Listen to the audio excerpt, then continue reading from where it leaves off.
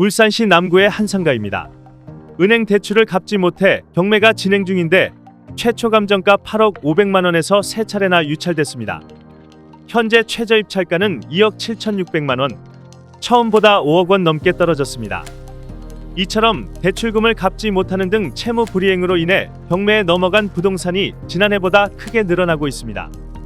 올해 1월부터 11월까지 울산 지역 부동산 임의 경매 개시 결정 등기 신청 건수는 2,415건, 지난해보다 15%가 늘었습니다.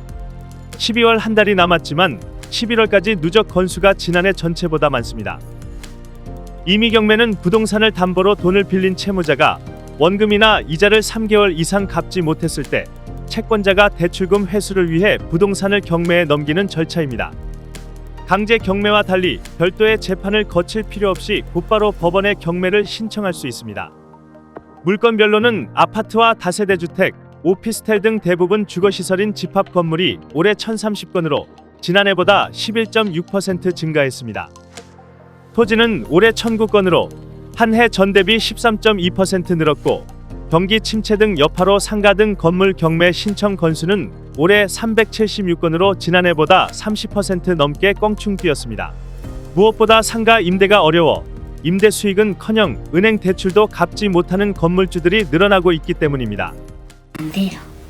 별로 찾는 사람이 없어요. 뭐 임대 쪽은 지금은 조용하고요.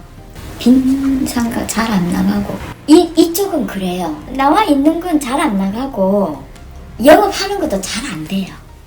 특히 장기간 고금리가 지속된 이후 기준금리가 인하됐지만 주택담보대출 등 실질 금리의 인하분이 반영되지 않으면서 경매에 넘어간 물건이 늘어난 것으로 보입니다.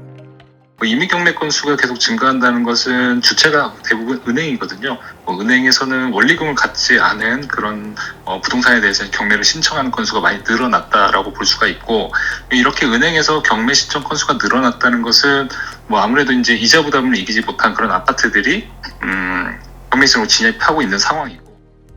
특히 지난 11월 울산 지역 아파트 경매 낙찰가율이 81.2%를 나타내 9개월 만에 최저치를 기록하는 등 부동산 시장이 급속도로 얼어붙고 있습니다.